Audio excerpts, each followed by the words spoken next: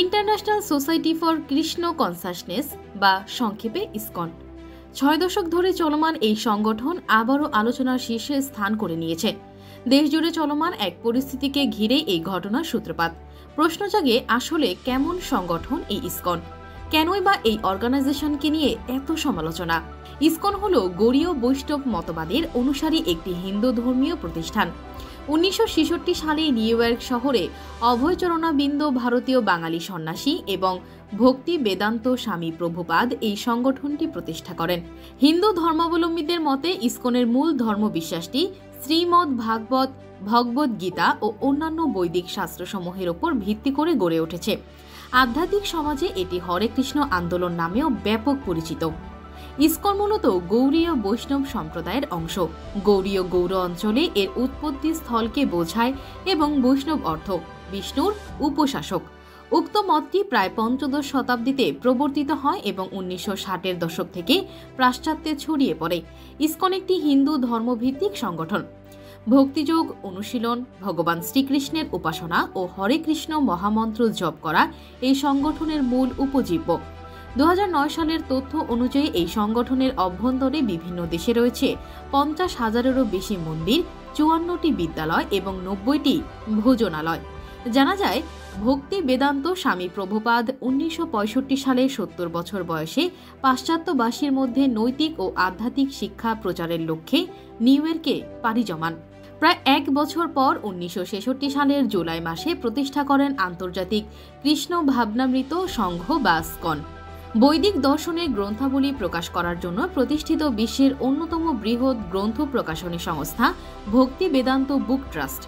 দৈনিক, সাপ্তাহিক বা মাসিক পূজা পার্বণের পাশাপাশি ইসকন ভক্তরা জন্মাষ্টমী, রাধাষ্টমী, দিওয়ালি, গৌর পূর্ণিমা, একাদশী, হোলি, রামনবমী ও গীতা জয়ন্তী সহ বিভিন্ন ধরনের হিন্দু উৎসব উদযাপন করেন। তাদের প্রচার নিয়েও রয়েছে নানান মন্তব্য। জানা যায়, ইসকন প্রচারের পক্ষে সদস্যরা প্রাথমিকভাবে প্রকাশ্যে স্থানে হরে কৃষ্ণ মন্ত্র গেয়ে এবং বিভিন্ন ভাষায় বৈদিক বই বিক্রি করে কৃষ্ণ চেতনা ছড়িয়ে দেওয়ার চেষ্টা করেন।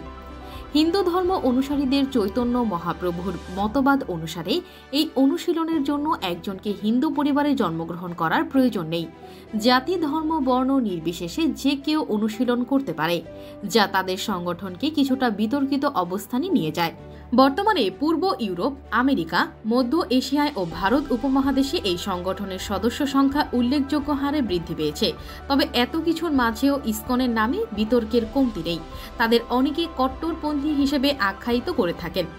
বিশেষ করে সিঙ্গাপুর সহ বেশ কয়েকটি প্রথম বিশ্বের দেশের কাছে এই সংগঠনের নামে নানা অভিযোগ বিদ্যমান।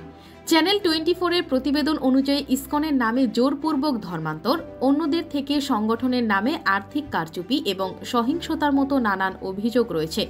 যদিও ইসকন শুরু থেকেই এসব অভিযোগকে অস্বীকার করে এবং নিজেদের শুধুমাত্র ধার্মিক প্রতিষ্ঠান বলেই দাবি করে।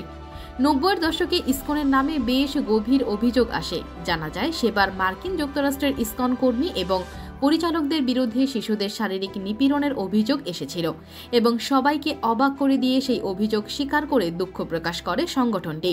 শুধু আমেরিকা নয়, প্রতিবেশী দেশ ভারতেও শারীরিক শ্লীলতাহানি এবং আক্রমণের মতো ঘটনার সাথে ইসকনের নাম বহুবার জড়িয়েছে।